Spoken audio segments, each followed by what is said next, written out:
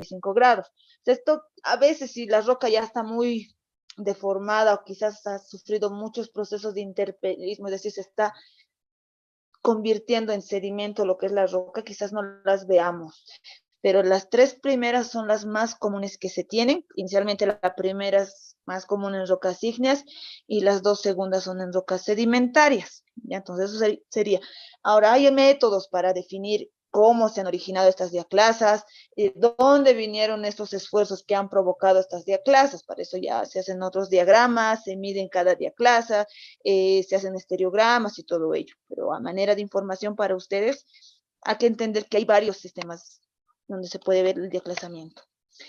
Y acá vamos a ver, perdón, se me pasó mi lámina. Acá vamos a ver lo de la clasificación anterior, pero acá las divide según el sistema, ¿ya? Acá las va a mencionar de diferente manera, según relacionando a la continuidad que estos vayan a tener. Tenemos las que son continuas, la semicontinua y el discontinuo, ¿ya? Por ejemplo, acá, esta que sería la discontinua y no ortogonal, quizás estaría relacionada a la primera clasificación que veíamos, que no tenían una dirección aparente, estas iban en todo sentido, ¿no ve? Luego ya estas otras se parecen más a las que decíamos que tenían que formar los 90 grados y se podría confundir con los planos de estratificación. Entonces hay varias maneras de poder diferenciarlos. Acá tengo otra que es, digamos, algo diferente, que es la triple. Esta se forma usualmente, se han visto en rocas que son de origen volcánico y que debido al enfriamiento es que se fracturan así en polígonos. Entonces ya estos al final son unas diaclasas que nosotros según su simetría o su continuidad decimos que son triples por los sistemas que tiene. Si yo tendría que sacar unos ejes según su sistema, me va a salir 3 ejes, ¿no ven? Los demás me van a salir solo 2 ejes o incluso solo uno. Y para ver un poco de los ejemplos sobre estos sistemas, acá tenemos una fotografía. Esta es una roca sedimentaria y no sé si ustedes logran verlo, pero se ven las fracturas, solo que estas ya han sido rellenadas, ¿ya? Por ejemplo, acá tenemos una fractura, acá tenemos otros, acá estamos formando un sistema de diaclasas. Es lo más común que se tiene en las rocas, que estas tengan unas microfracturas y que sean diaclasas. Acá no hay desplazamiento, solo se ha ido fracturando, ¿ven? Va en todo sentido. En algunos ya se puede formar algún sistema, forman 90 grados, en otros no tienen una dirección. Entonces, lo más común que se tiene es que una roca sea o esté bien diaclasada. Cuando se dice que tiene una gran cantidad de diaclasas, bueno, la roca se dice que es una roca no competente, o sea, que no es apta para poder hacer alguna construcción sobre este tipo de rocas cuando tienen demasiadas diaclasas o fracturas. Luego enseguida vemos otra imagen. Acá tenemos las que les mostraba en la segunda lámina que vimos, las que formaban polígonos. Estas son, como les digo, son más comunes verlas en rocas de origen volcánico y debido a su enfriamiento es que se forman estas fracturas y es bien peculiar verlas en polígonos, incluso a veces por el intemperismo y todo eso piensan que son rocas sedimentarias, pero si uno va, obtiene una muestra, la analiza, estas son rocas de origen ígneo, son rocas volcánicas. Acá en la ciudad, bueno, camino a Japo podemos ver un poco de estas estructuras. Está toda la parte de lo que es la meseta de Morococala, no sé si alguna vez ustedes han ido por ese lugar, se ven algunos afloramientos de este tipo de estructuras así en ese diseño, pero es que se han formado así, no es que sean sedimentarias, sino estas son en columnas y son rocas volcánicas, solo que su diaclasamiento le da esa forma y esa peculiaridad también. Luego tenemos acá otro grupo, son rocas sedimentarias, y acá si ustedes notan, tiene los dos sistemas.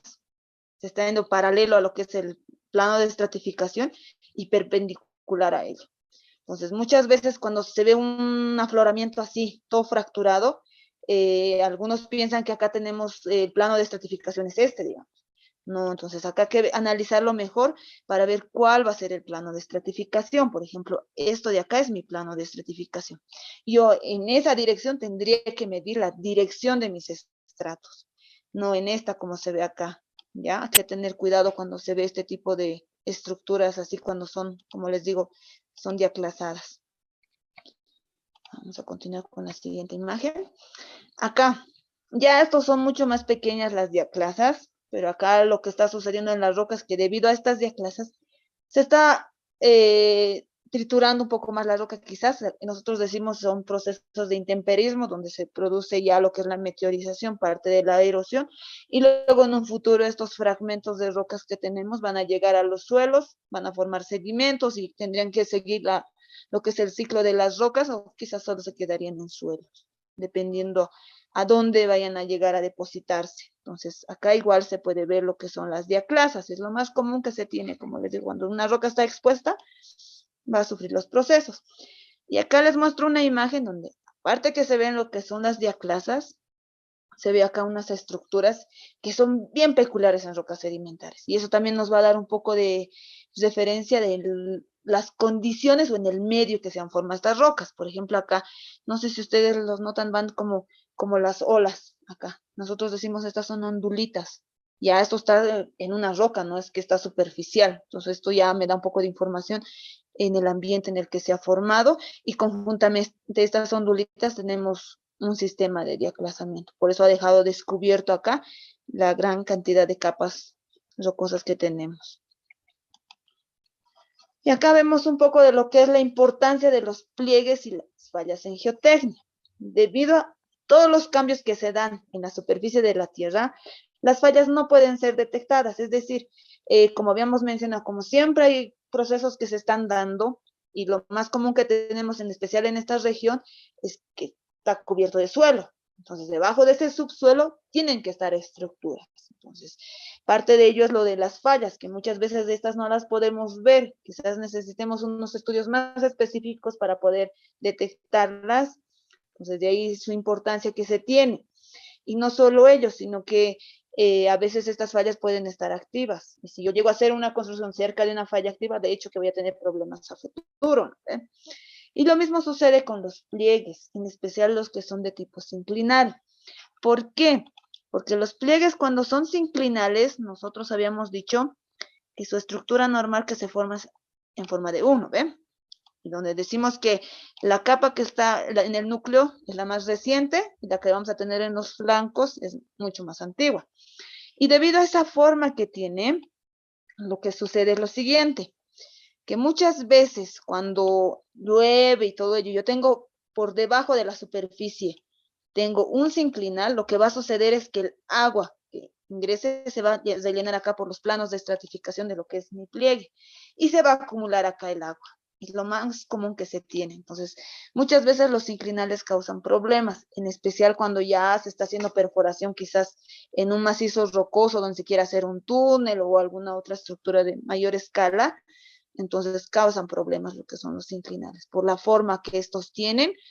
Entonces no son recomendables mayormente. Por eso es la importancia, digamos, de poder identificar este tipo de estructuras, y alguna de las maneras de poder identificarlos es hacer un mapeo a detalle de superficie, hacer perfiles, correlacionar con algunas imágenes quizás satelitales. Entonces hay bastante información que me puede ayudar a correlacionar, verificar y estudiar un poco mejor la zona donde se vaya a realizar algún proyecto.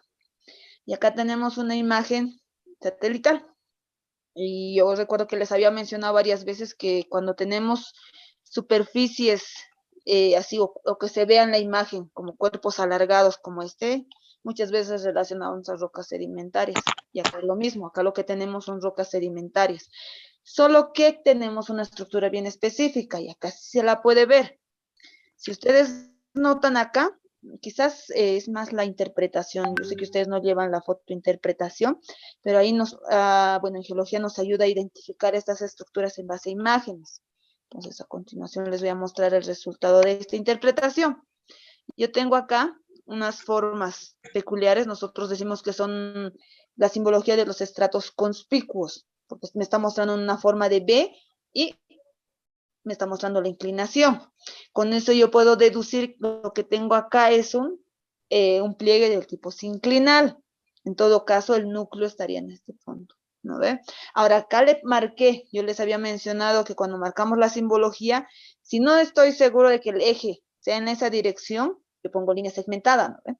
Acá la puse continua porque estamos seguros de que en esa dirección va lo que es el eje del pliegue que tenemos. Entonces, parte de eso ayudan las imágenes. Quizás me ayuden a detectar algún tipo de falla, pero muchas veces se requiere de mayor precisión y ahí donde se va el trabajo de campo.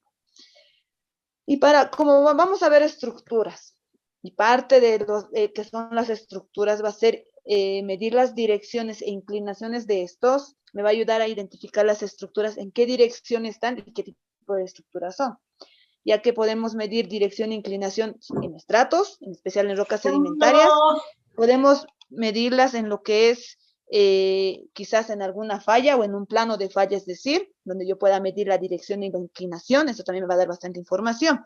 Entonces, nosotros en geología hablamos lo que es rumbo y buzamiento.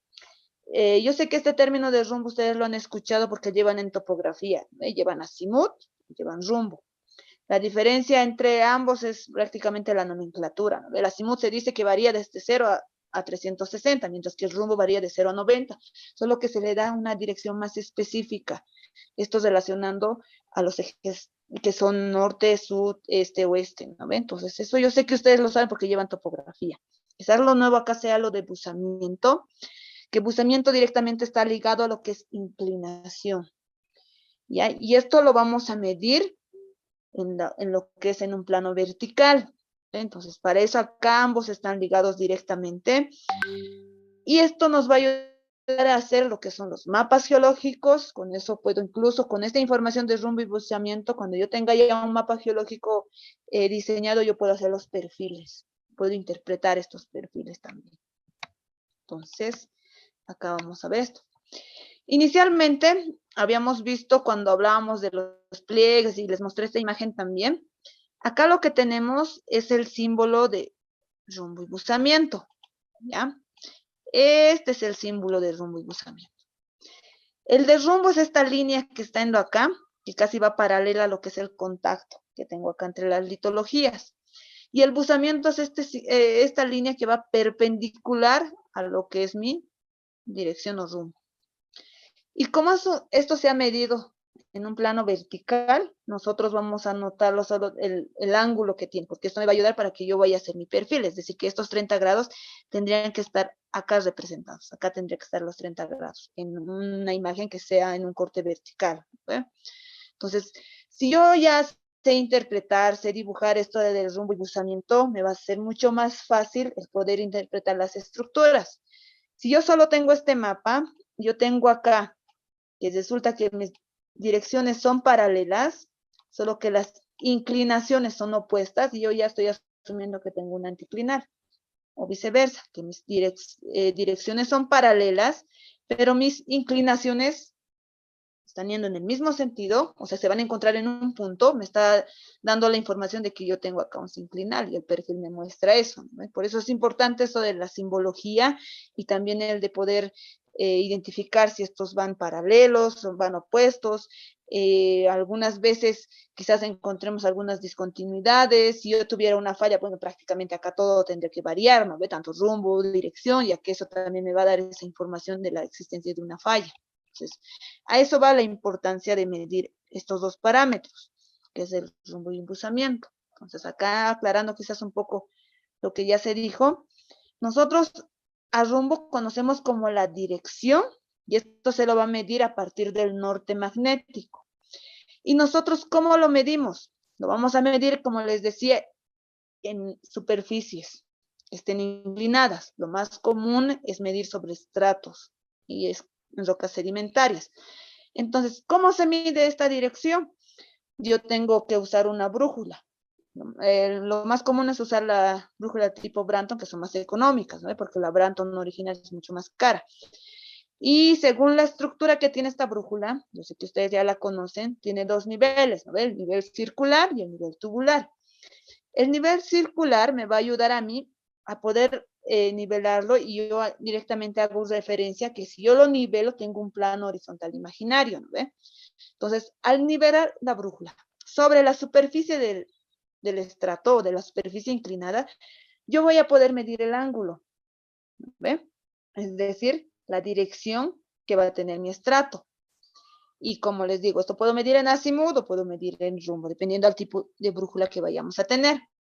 Una vez que yo ya tengo medida esta dirección, lo que se hace es medir la inclinación o buzamiento. que este es un ángulo vertical. Para ello voy a usar la misma brújula, pero la voy a poner perpendicular a la dirección que yo he medido inicialmente. Y acá, para poder medir este ángulo, voy a usar el nivel tubular y con eso voy a obtener el ángulo. Ya la técnica de ver la dirección e inclinación que tiene la vamos a ver más adelante cuando veamos la parte de geología de campo, pero les hago referencia a esto para que ya vayamos teniendo un poco del panorama cómo va a ser la medida de ángulos en superficies que sean inclinadas. Bueno, ya hay otro método para cuando son subhorizontales, incluso cuando son verticales. Pero la simbología es esta.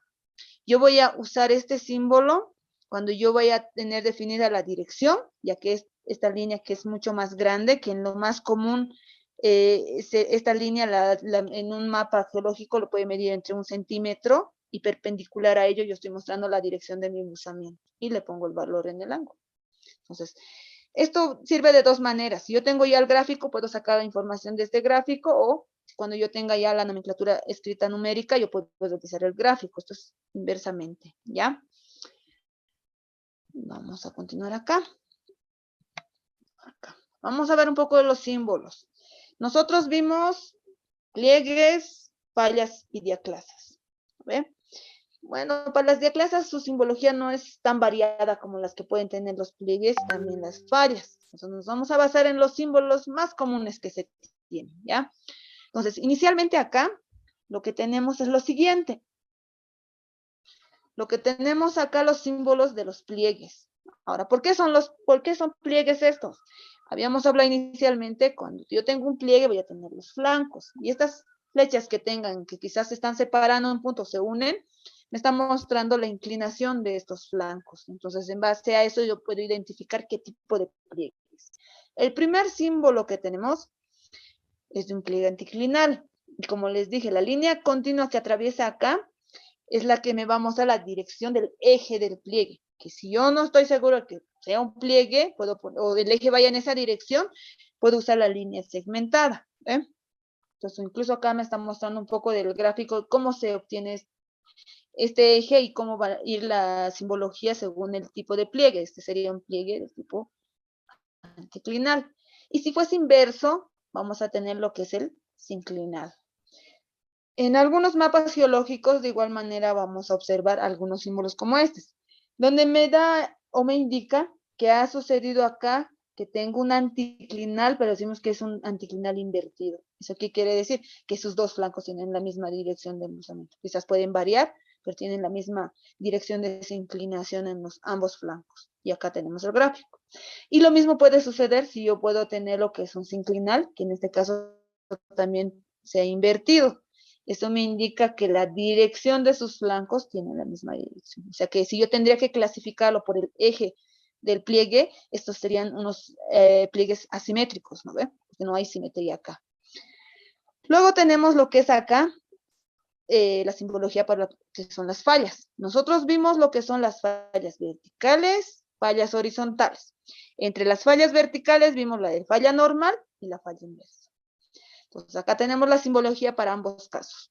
Tengo lo que es para una falla normal, donde se va acá como unas líneas que van pequeñas, que son perpendiculares a su plano en sí, me está mostrando lo que es el bloque hundido. Entonces eso me va, cuando yo vaya a realizar un corte, me va a ayudar ese aspecto.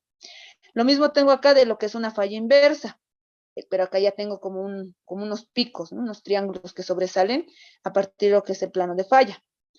Entonces acá me está mostrando que estos picos están relacionados al bloque levantado. Entonces con eso yo voy a poder identificar o poder realizar el gráfico de lo que es una falla. Y luego tenemos acá lo que son las fallas horizontales. Y su simbología es la siguiente. Ahora, esto también lo habíamos visto, que estas quizás sean un tanto complicadas identificarlas. Su clasificación va directamente hacia el movimiento, ha sido en sentido de las sillas del reloj o inverso, ¿no? Ahí habíamos visto la dextral y la sinestral. Entonces, la simbología más común que se tiene es, esta es la línea donde va el plano de falla, y acá tenemos las flechas indicando el movimiento que ha sufrido en el sentido en el que se han movido los bloques. Entonces, eso sería en cuanto a fallas. Y lo último que habíamos visto son sobre lo de los estratos, lo que veíamos la línea que me va a mostrar de rumbo y esta es la de buzamiento. Y acá usualmente se pone el valor de la inclinación que tiene el estrato. Y como les mencioné, también hay simbología cuando son los estratos subhorizontales o son verticales. Entonces acá cuando es un estrato vertical me hace referencia que su inclinación es muy próxima a 90, ¿no? Entonces su símbolo es el siguiente. Y cuando es horizontal, a 0. Entonces esta es la simbología que se tiene. Y de igual manera puede ver en los estratos, cuando ya se hace un estudio más a detalle de la historia geológica, todos los procesos que hayan sufrido, a veces hay simbología de los estratos invertidos, que inicialmente quizás tenía una dirección, luego por algún otro proceso se ha invertido esta inclinación. Y ahí esto de la esquistosidad quizás va más como referencia a lo de las fallas, que en algunos mapas a veces utilizan estos símbolos para hacer referencia un poco de eso, o también relacionando a lo que es las rocas metamórficas, ¿ya? Porque estas a veces por el tipo de metamorfismo a veces muestran lineamientos o foliación y podemos relacionar un poco a ese aspecto. Entonces, esta es la simbología así en resumen. Hay más símbolos. Por ejemplo, cuando yo voy a graficar y ya definir tipos de rocas y mayormente se usan colores. Y si yo no tengo los colores, podemos usar lo que son los símbolos a blanco y negro. Entonces, esos también hay. Entonces, hay una simbología. Y acá lo que les muestro es un fragmento de un mapa geológico donde se ven los símbolos que habíamos platicado, ¿no ven? A ver, las vamos a tratar de delimitar acá. Por ejemplo, acá tenemos un sinclinal, acá tenemos un anticlinal. Y como bien habíamos dicho, no solo puedo tener un anticlinal suelto, mayormente es tener toda una secuencia, un anticlinal, un sinclinal y así secuencialmente. Entonces acá sí se cumple. Yo tengo acá nuevamente un sinclinal, ¿no? Entonces la secuencia mayormente va de esa manera, no puedo tener solo suelto porque el proceso es no solo en un pequeño lugar, esto abarca grandes extensiones. Esa simbología de lo que es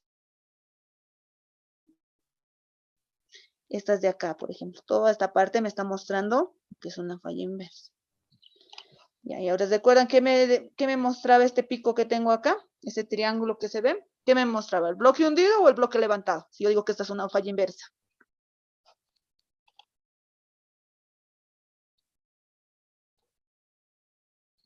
Levantado, ingeniera. Ya, sí, en una falla inversa sí. Está bien.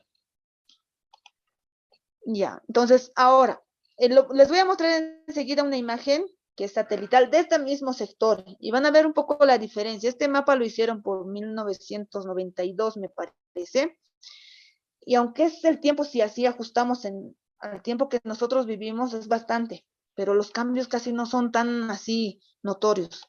Vamos a ver enseguida. Ay, ¿dónde está? Ingeniero, disculpe. Sí, ¿Qué tema es? perdón. ¿Este es el tema 3 o Sí, es estamos en tema? el 3. Este es como el resumen de lo de las deformaciones de las fallas, pliegues y diaclasas. Ah, es que en su cuaderno de apuntes está ese gráfico que nos mostró anteriormente, pero en Sí, el sí. tema 5. No, sí, esa también la vamos a ver, solo que les muestro un poco para cuando vayamos a ver algunos mapas ya tengan el panorama, pues sí lo van a ver en geología de campo nuevamente. Eso Ah, del está rumbo y bien. buzamiento, ¿verdad? Sí, ingeniero. Sí, sí, igual lo vamos a ver en campo, solo que para que entiendan las simbologías que les adelanto un poco acá. Ah, está bien, gracias, ingeniero. No de nada. Ahora, si nos basamos un poco para ver lo que son los tipos de rocas acá, todo lo que veo en color marrón y tonos de zona acá de violeta son rocas sedimentarias. Lo que veo acá en amarillo ya es suelo prácticamente. Entonces, como les mencioné, les voy a mostrar acá la otra imagen. Esta es una imagen satelital del mismo sector. Tiene las mismas coordenadas, está en el mismo sistema. Y si yo noto, acá veo un lineamiento, no sé si ustedes logran verlo también, pero se ve un lineamiento, mire. Y habíamos mencionado que muchas veces los ríos no van a tener un curso así tan alineado, ¿no? Y lo mismo sucede acá. Vamos a corroborar un poco de eso con la siguiente imagen. Si yo me voy a mi mapa de acá, quizás se haya desfasado un poco por el tipo, digamos, con qué tipo de sistema se hayan tomado las coordenadas de este mapa y con el cual se haya georreferenciado la otra imagen. Pero casi va paralelo acá y casualmente coincide con lo que es una falla. Entonces, ahí va o se puede corroborar la teoría que habíamos tenido sobre cómo poder identificar fallas en el terreno, ¿no? Habíamos hablado del lineamiento que podrían tener algunos ríos. Entonces, acá casualmente coincide.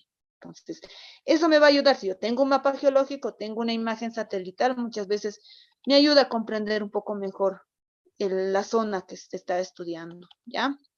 Eso quería mostrarles acá. Este mapa lo habíamos visto y acá no se ve nada prácticamente, todo se ve así de una tonalidad mucho más clara y entonces se usan filtros muchas veces para realizar algunos mapas preliminares cuando son suelos y acá prácticamente lo vemos amarillo, según el mapa geológico, ¿no? Entonces muchas veces coincide, quizás tenga una leve variación, eso va a ser por el tipo de coordenadas que se hayan usado o la proyección a la que haya estado tomar las coordenadas.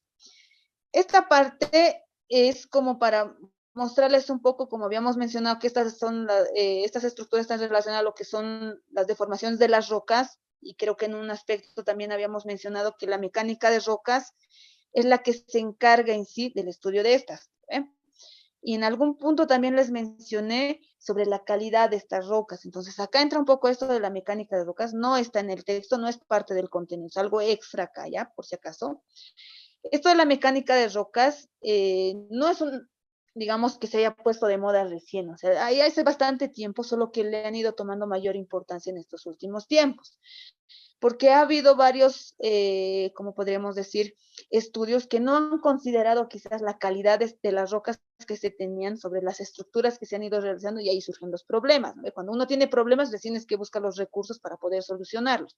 Entonces, parte de eso es de la mecánica de rocas que ayuda a varias disciplinas a poder obtener parámetros, quizás ver lo que es la calidad de la roca. Entre estos vamos a ver quizás lo más relevante, que también hace referencia un poco, cuán deteriorada esté la roca o cuán competente sea esta. Esto está prácticamente relacionado a poder hacer, por ejemplo, en esta parte de la mecánica de rocas, muchas veces se obtienen testigos, es decir, se hace una perforación y producto de esa perforación nosotros recolectamos estos cilindros, nosotros los decimos testigos, no sé si alguna vez ustedes los han visto, y en estas es donde se obtiene ya, es tangible, tú ves todo lo que ha perforado y ves las rocas, ves contactos, ves si hay fracturas, si hay fallas, o sea, todo se puede ver si es que ha atravesado la perforación. Entonces, a partir de eso, se hacen unos estudios a estos testigos y ahí se va viendo cada cuánto yo tengo de clasas, se va midiendo, digamos, se va haciendo la descripción geológica también del tipo de roca y todo ello, y me va a ayudar a definir cómo se encuentra o el estado que tiene esta roca y si es apta o no para poder realizar alguna construcción. ¿Ya? Ahora, la mecánica de rocas tiene una gran aplicación en el rama de la ingeniería civil. Es debido a que las obras de construcción, por ejemplo, ya sean puentes, edificios, entonces necesariamente van a estar construidos sobre, ya pues si no sea suelo, va a ser sobre roca, ¿no? Y yo necesito saber la calidad de esta roca. Entonces, parte de eso es lo que les mencionaba, la mecánica de rocas. Y para poder realizar esa clasificación o determinar la calidad que tiene esta roca, desde el punto de vista geológico se parte de lo que son las características geomecánicas de las rocas. ¿Ya? Entonces, a partir de ello se tienen las clasificaciones geomecánicas, que estas están relacionadas directamente a las características que vayan a tener las rocas. Esto es exclusivo para rocas, ¿ya? Y mayormente estas se las hace, si el estudio puede ser en afloramientos o puede ser directamente en testigos, como los que les había mostrado en el gráfico anterior. Entonces, este tipo de estudios, como les digo, el poder realizar esta clasificación geomecánica ya se ha vuelto un poco más, como les digo, después más de moda quizás, ya como hacemos, digamos, una estructura que ya sea un túnel, yo voy a atravesar roca. Entonces necesito hacer esta clasificación para poder determinar o poder definir la calidad que tiene esta roca. Entonces, a partir de ello es que hay varios métodos. Unos pueden calcular, por ejemplo, lo más común que se tiene es lo del RMR. Luego, en este mismo RMR tenemos la otra clasificación, el RQD, que ese sí me va a decir la clasificación, ¿ya? Entonces, hay varios métodos, algunos son más usados que otros, podemos incluso hacer ambos, compararlos, y con eso me va a definir la calidad de lo que es la roca. Entonces, como les mencioné, acá vamos a ver lo que es el RMR. Este me va a permitir obtener un índice de calidad del macizo rocoso. a partir de resistencia de la roca intacta, grado de fracturación y de aclasado de las discontinuidades del macizo, presencia de agua y la orientación de las discontinuidades respecto al elemento de estudio, ya sea un túnel, puede ser quizás una cimentación o solo un talud. El índice del RMR va desde 10 hasta 100 puntos, a partir de los cuales el macizo rocoso puede clasificarse en 5 categorías. Es decir, entre esas 5 me va a decir qué tipo de calidad va a ser la roca. Entonces, esto lo vamos a saltar porque no sé mucho. Y acá me muestra un poco de cómo calcular estos parámetros, como el del RMR, uno de ellos es el RQD, que está relacionado a la calidad de la roca. ¿Ya? Entonces acá tenemos la muestra de un testigo, se va midiendo cada cuánto tiene una fractura, se van marcando todos esos parámetros, se toma todo lo que es la longitud total y se halla un parámetro. Por ejemplo, acá me dice que es del 55%. Posterior a ello, se va a lo que son las tablas de clasificación o para poder determinar la roca. Si me dice que era un 55%, yo estoy en la clasificación de tercer grado y me dice que su calidad es media, donde me hace referencia que es muy probable que la roca esté levemente meteorizada. ¿Eso qué quiere decir? Que debido a los procesos, ya sea de erosión o meteorización, se está fracturando, se está deteriorando la roca, entonces su calidad es media. Entonces, si me saldría menor, va a ser mucho más mala la clasificación, ¿no? Entonces, esto va relacionado un poco a ello. Solo les muestro acá un poquito el panorama. No sé si en algún punto ustedes también lo estudiarán. Entonces, como les digo, es algo que recientemente le han ido poniendo más énfasis para ver un poco de la calidad de roca. Y no es muy complicado los análisis que se hacen. Uno se hace unas tablas en Excel y en base a ello se podría calcular. ¿Ya? Entonces, con eso habría terminado este tema. Vamos a continuar enseguida con el siguiente. ¿Tienen alguna consulta, pregunta acá?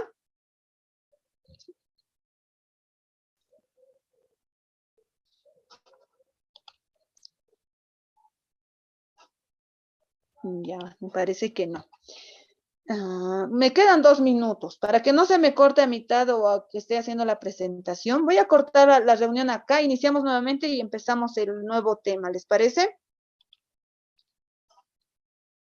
Ok, ingeniera.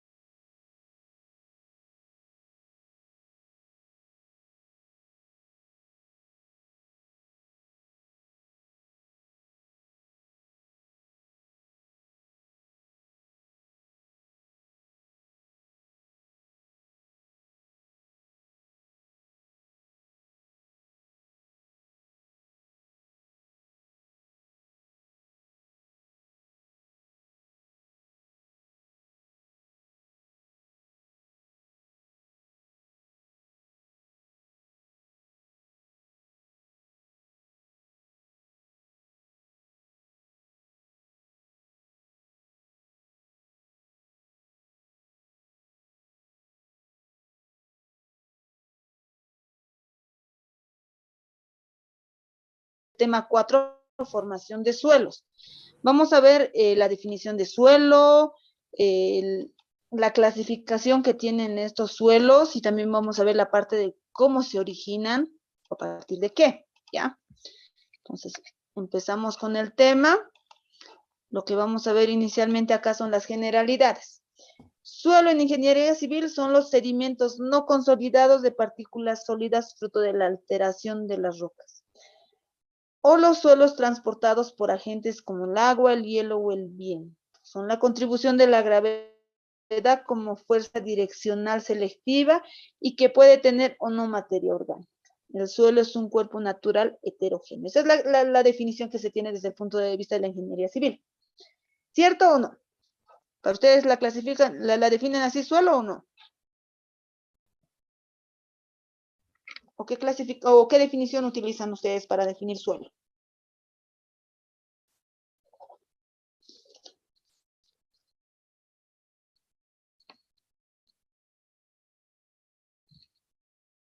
¿Cómo definen suelo ustedes?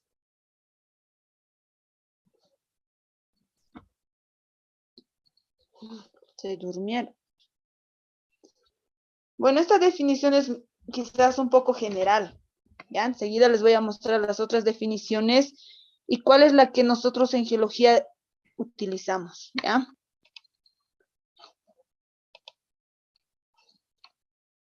Ay, perdón. Ay. Entonces, partimos acá. Habíamos dicho que esa es la definición a partir de lo que es la ingeniería civil.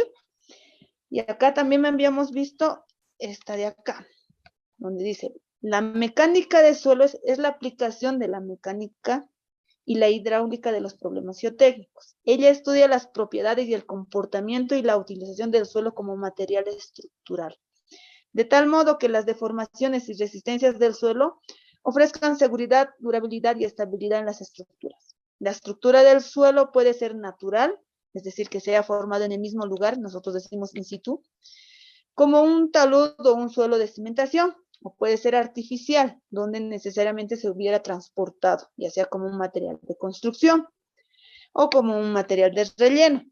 Entonces, a partir de ello, se tiene un perfil y donde se va poniendo las disciplinas que se hacen cargo. Por ejemplo, acá tenemos la mecánica de suelos, que tendría que estar contemplada en toda la parte superficial. Me disculpan un momento.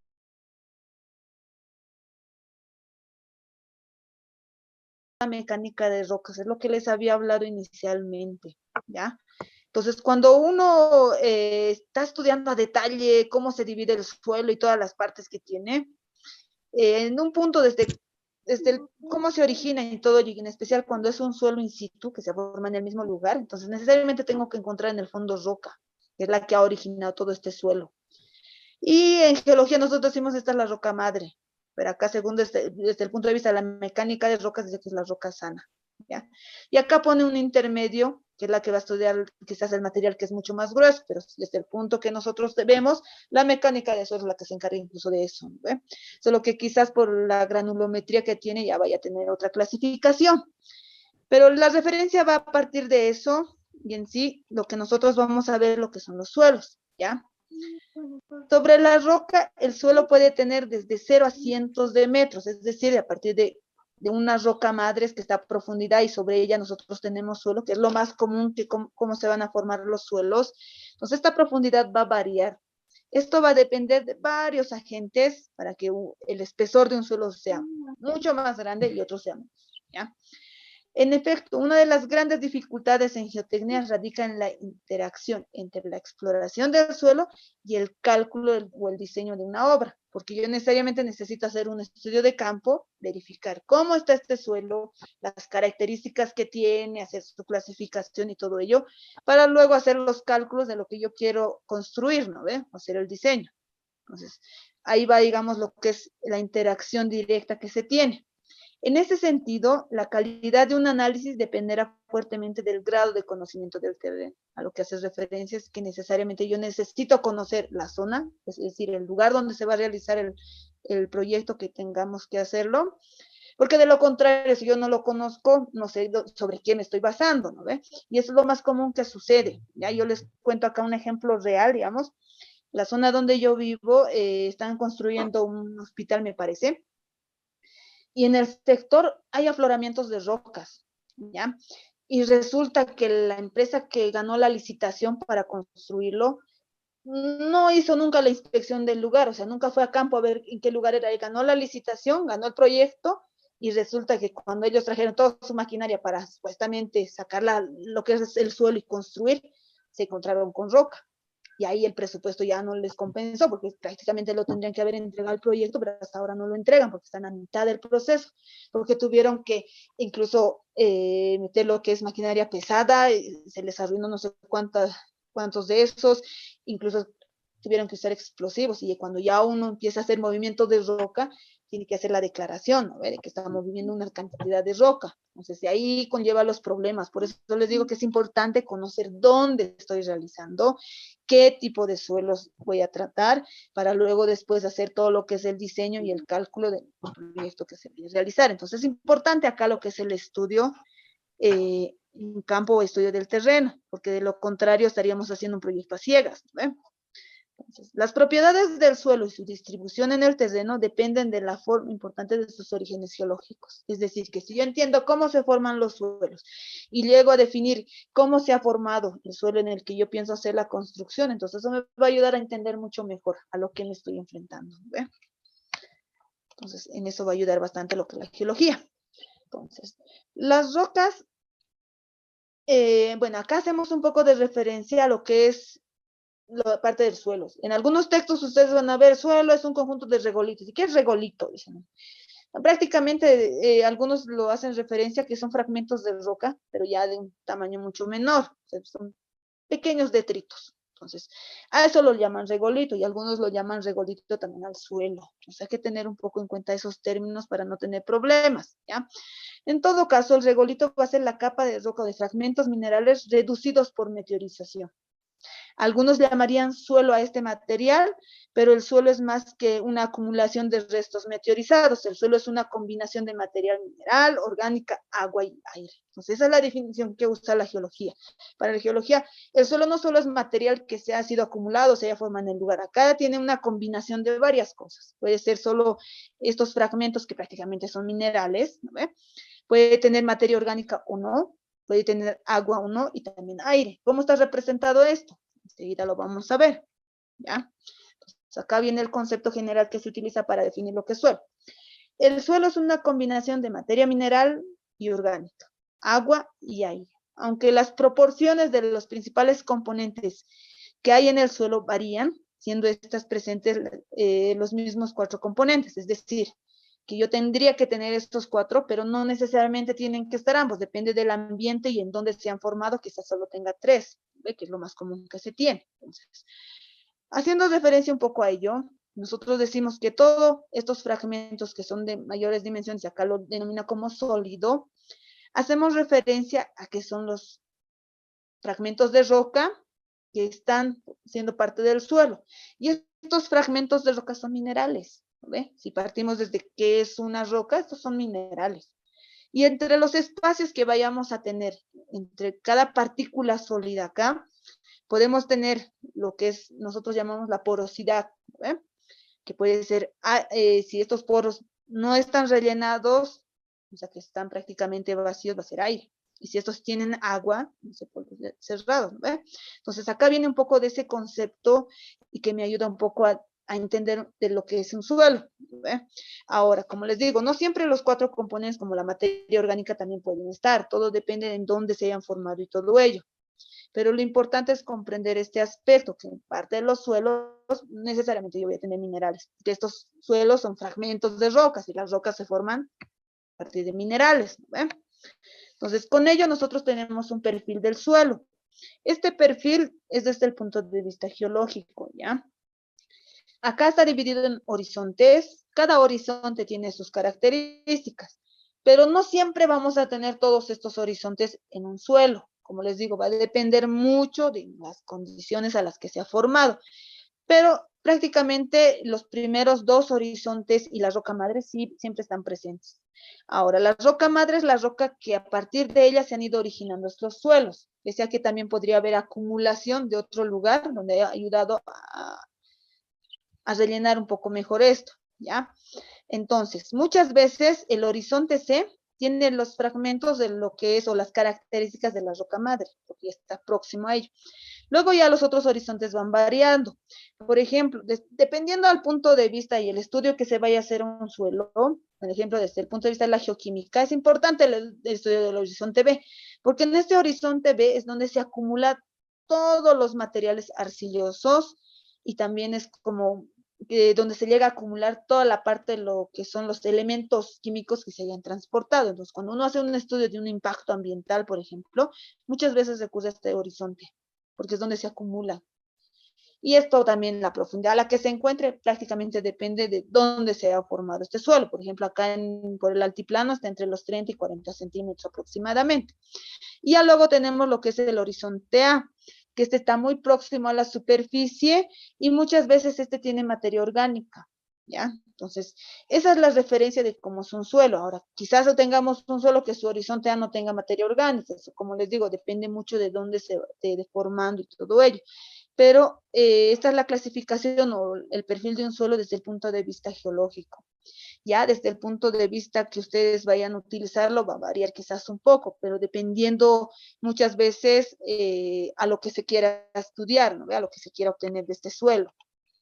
Entonces, acá vemos lo que es un poco los factores más importantes de la formación de suelos, es decir, como les mencionaba, que depende mucho del ambiente y todo ello. Entonces, acá tenemos los factores que nos van a ayudar a definir cómo van a ser estos suelos. Por ejemplo, lo que interfiere es el clima. Si es un clima cálido, es un clima húmedo o es seco, va a dar diferente tipo de suelos, incluso la coloración y todo. Bueno, y con ello contempla lo que es la temperatura. Incluso la cantidad de precipitaciones también influye. Si en un lugar es más lluvioso, es muy probable que también tenga una mayor cantidad de materia orgánica, ¿no ve? Luego, incluso el tipo de vegetación, qué tipo de microorganismos vaya a tener, también hace la diferencia. Y el tiempo, con el tiempo se refiere a cuánto ha pasado para que se haya formado ese suelo. Mientras más tiempo transcurrido, mejor desarrollado va a estar el suelo, ¿no ve? Entonces, esos serían los factores que atribuyen a lo que es a la formación de suelos. Entonces, acá tenemos un ejemplo o una comparación que se hace de dos suelos diferentes que se han formado en diferentes regiones, ¿ya? Acá tenemos la escala, que está en metros en ambos casos. Y si la analizamos, tienen la misma dimensión, solo que uno es de una escala, me muestra una profundidad de 1 metro y el otro de 1,5 metros. ¿Ve? Y me está mostrando cómo se han ido desarrollando nuestros horizontes y los espesores también que estos podrían tener. El segundo perfil que tenemos, quizás podemos relacionarlo a una zona como tenemos nosotros, ¿no? Es un poco árida y todo, entonces son las regiones llanas. Y la primera podríamos asociar a lo que son regiones como el oriente boliviano, donde hay más precipitaciones y todo ello. Entonces podríamos relacionar para ver cómo se van diferenciando, ¿ya?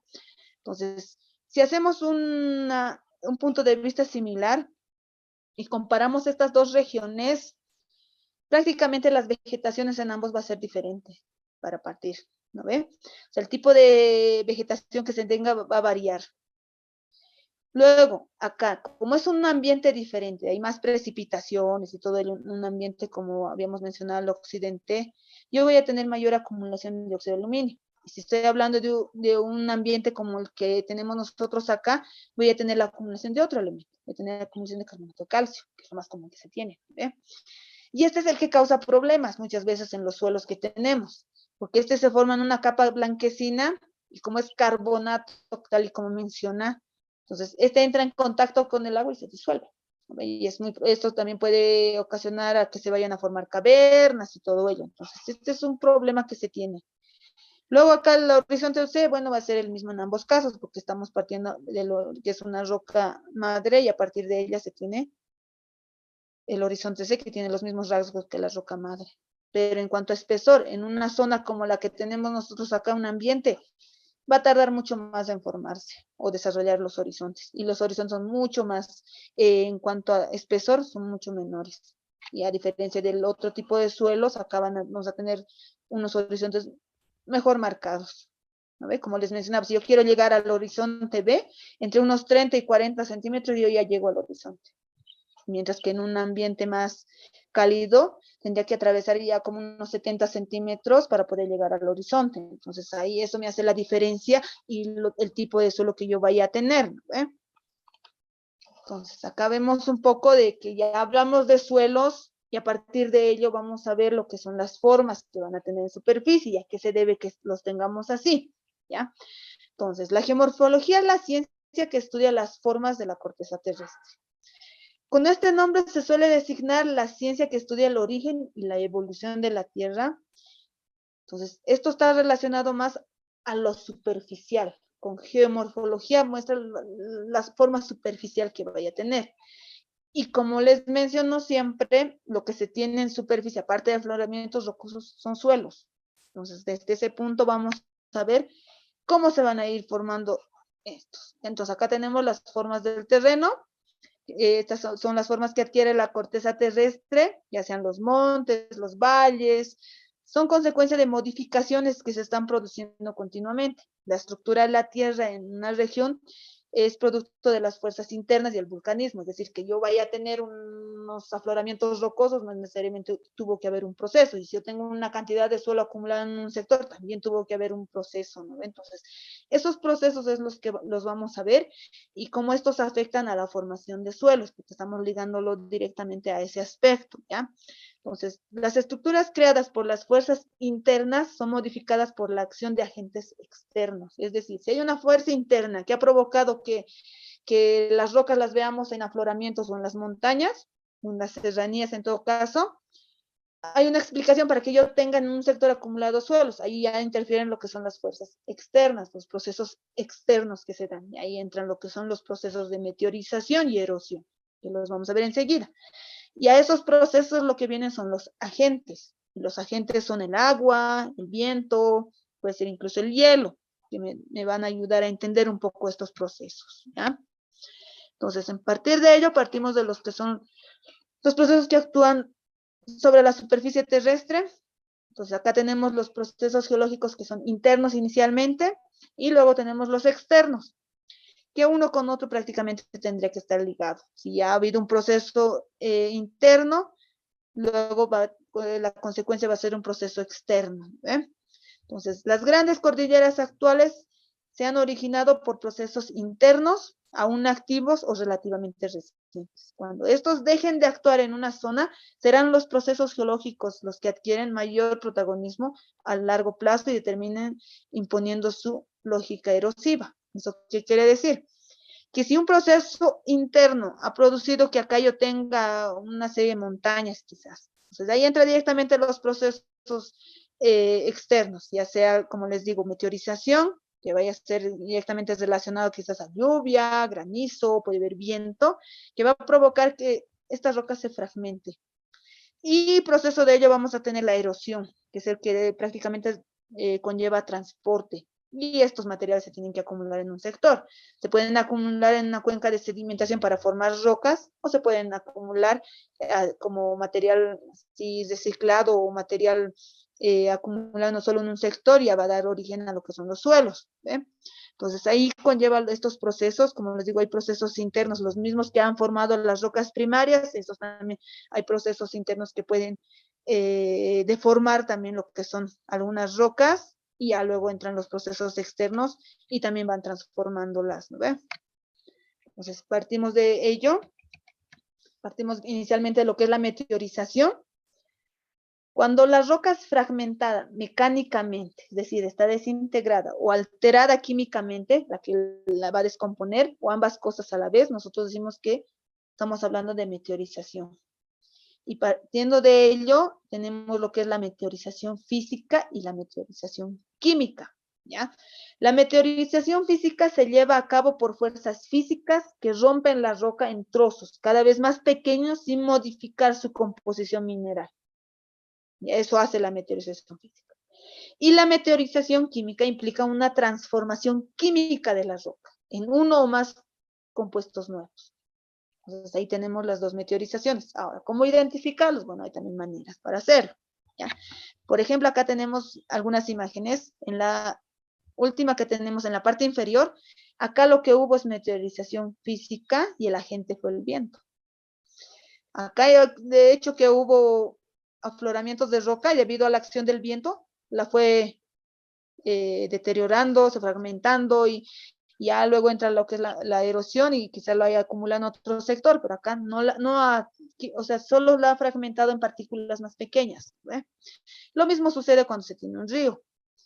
Sabemos que dependiendo a la pendiente y todo ello, yo tengo ya un río desarrollado, lo que va a suceder es que el agua va a transportar partículas. Pero estas, ¿de dónde se han originado? Pues a partir de rocas, y estas rocas se han ido fragmentando, y con ellos solo acá entra la acción de lo que es la meteorización física. Cuando solo se fragmenta y no se transforma la composición de la roca, yo digo es meteorización física. Pero si ya quizás estas rocas entran en contacto con el agua, y quizás el agua tenía algún mineral o algún solvente, y acá entra en contacto con la roca, y como sabemos que las rocas están compuestas de minerales, pueden entrar en contacto de estos minerales y formar nuevos compuestos, ¿no? De ahí entraría lo que es la meteorización química. Entonces, esos serían algunos de los ejemplos. Y acá vamos a ver todo lo que contempla la meteorización física.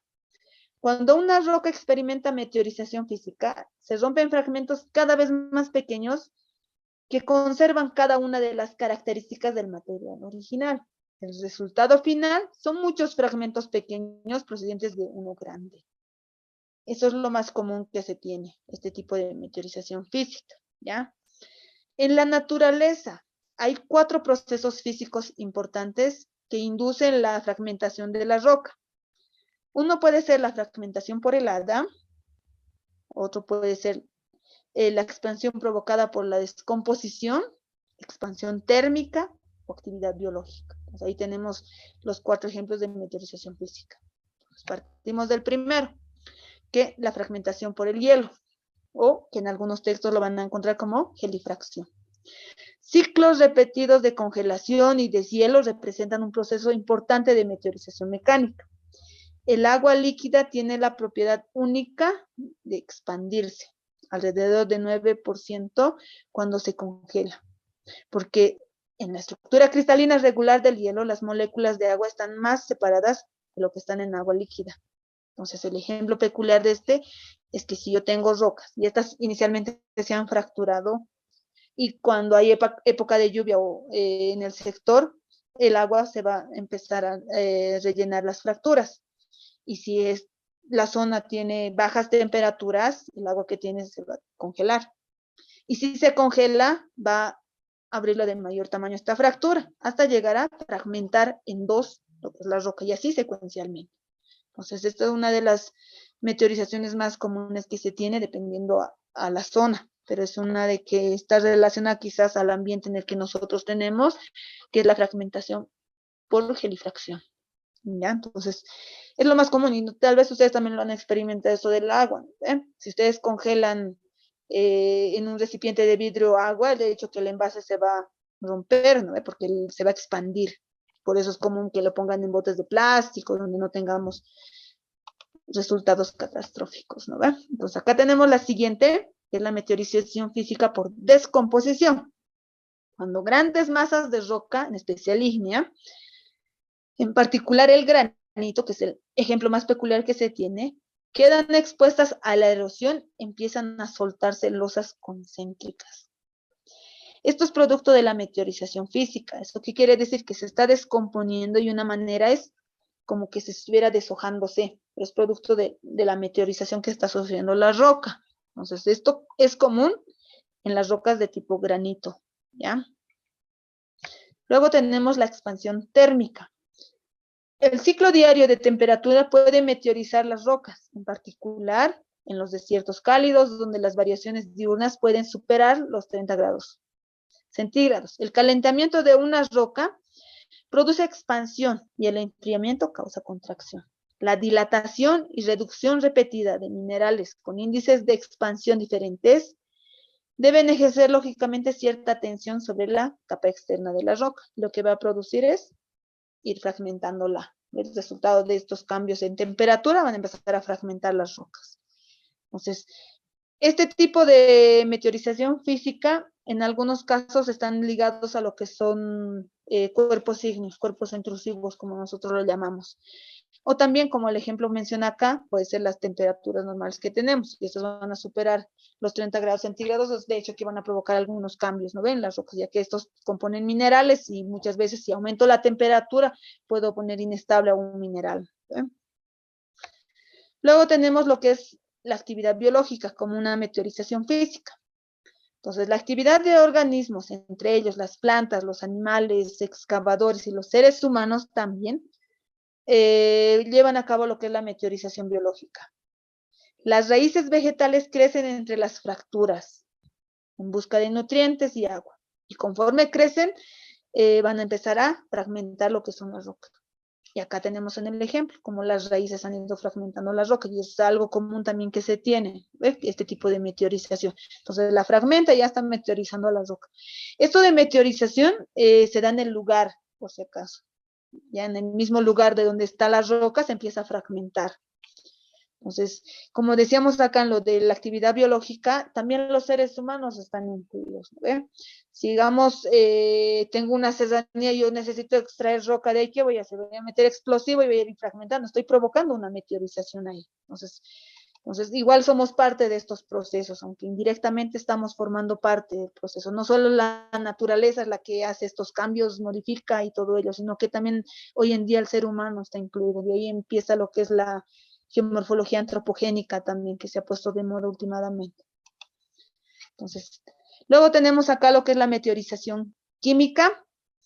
Por meteorización química se entienden los complejos procesos de descomponen los componentes de las rocas. Es decir, acá tiene que haber una interacción, ¿no? Va a haber un intercambio iónico, una reacción química y el resultado va a tener la meteorización química. De lo contrario, no sería química, ¿no ve?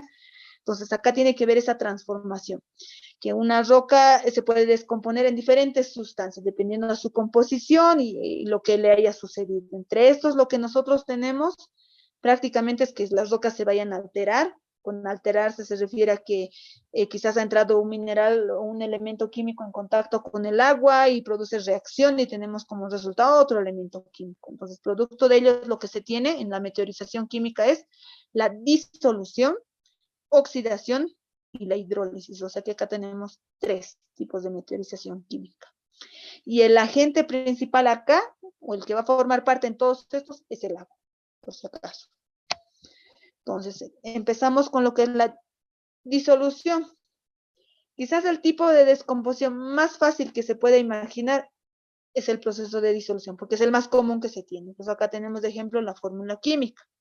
Entonces, lo que sucede acá es como que acá el ejemplo me hace referencia un poco a lo que, cómo se disuelve el agua, perdón, el azúcar. Si yo tengo un bote de agua, le echo azúcar, remuevo y prácticamente se disuelve, ¿no ve? Y ahí yo tengo la disolución.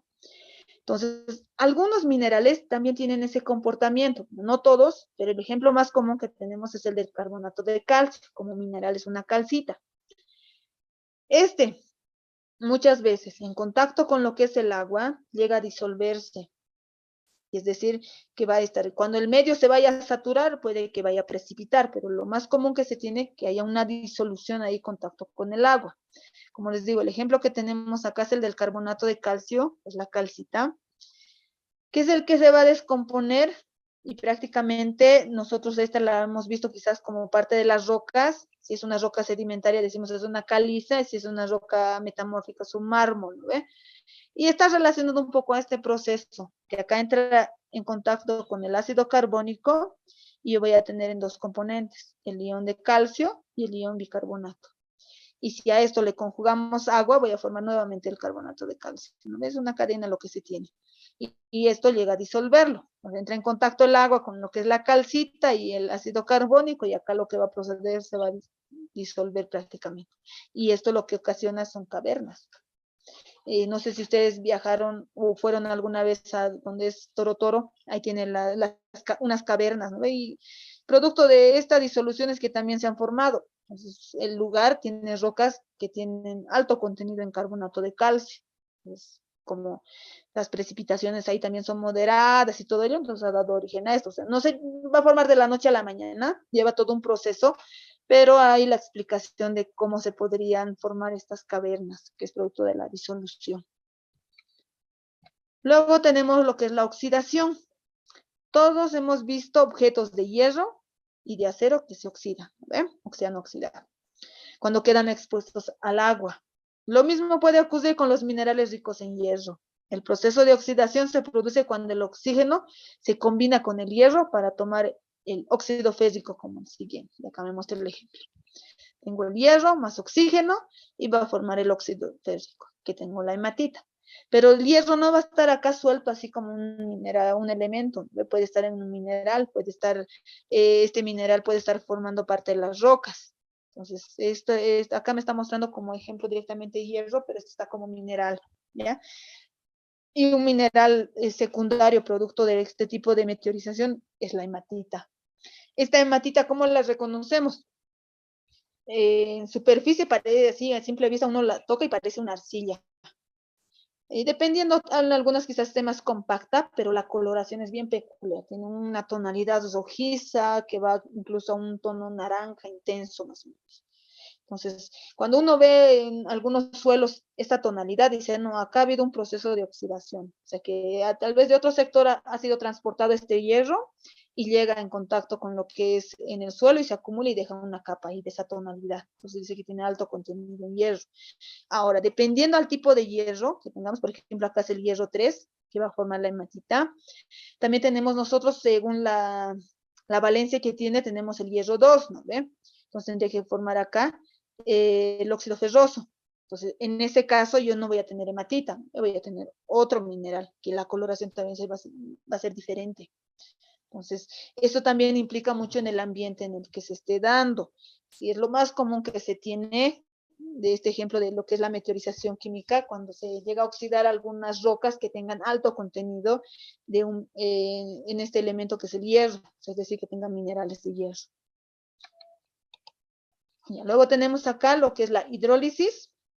El grupo mineral más común de los silicatos se descompone sobre todo mediante los procesos de hidrólisis. Con hidrólisis hace referencia a lo que es el agua, ¿no ve?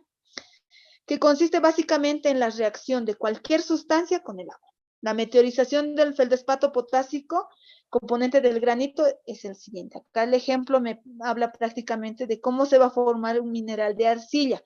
Esto también cuando vimos minerales les había mencionado lo que es la caulinita, ¿no ve? Entonces, con esto de hidrólisis me muestra cómo se forma esa caulinita. Que inicialmente yo tengo que tener una roca que tenga un alto contenido en feldespato potásico. Que acá tengo la fórmula química, que es prácticamente un silicato, ¿no ve? Este va a entrar en contacto con el ácido carbónico y el agua. A consecuencia de eso, yo voy a tener lo que es la caulinita. Y acá voy a tener los diferentes iones que pueden estar formando diferentes compuestos. Pero lo importante acá es que se forma este mineral. Entonces, un ejemplo de esta lo tenemos. Acá en la parte donde se ven el cerro de donde está la parte de San José, por ese sector, y en este otro frente donde están las antenas, no sé si ustedes lo vieron, una capa blanquecina. Eso es caulinita. Tendríamos que hacer un análisis químico para corroborarlo mejor, pero en base a los estudios que se han hecho en el lugar, lo han determinado como caulinita. Y si nosotros analizamos según la roca que se tiene en el lugar y todo ello, la roca que se tiene son riolitas, dacitas, entre riodacitas más o menos.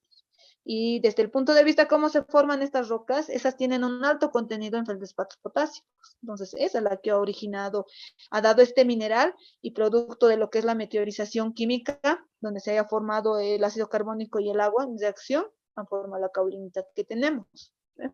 Entonces, para todo, como les digo, hay una explicación, solo que hay que analizarla. Luego me toca ver la erosión. Antes de ver la erosión, y me parece que tengo poco tiempo y ya va a ser hora, me parece.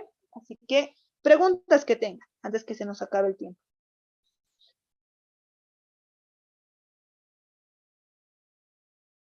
Preguntas, consultas que tenga. Inge, solo una curiosidad. Lo que nos indicó que hay en el cerro, aquí donde el Cerro San Felipe, es granito, entonces. No, no, no es un granito. Lo que se tiene es una roca ígnea del tipo volcánica, así en términos generales, algunos la clasifican como dacitas o riodacitas. No son granitos, son riodacitas o dacitas, podríamos decirlo.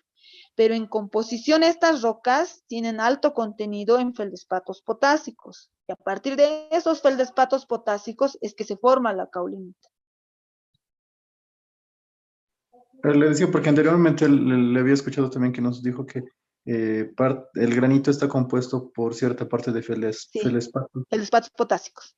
La riodacita o dacita que te digo es el equivalente volcánico de las rocas graníticas. O sea que en composición tiene la misma que un granito, solo que el ambiente o las condiciones en las que se haya forma es diferente. En este caso, Inge, ¿tendría la misma dureza o, No, o no, es- la misma dureza no va a tener. No va a tener la misma dureza. Porque el granito, desde cómo se forma, estos prácticamente son cristales, uno y otro. Acá la roca volcánica tiene cristales y tiene parte de vidrio. ¿Eso qué quiere decir? Que en peso específico también va a ser menor una roca volcánica que un granito. Gracias, Inge, está bien. No hay nada. ¿Alguna otra consulta que tengan?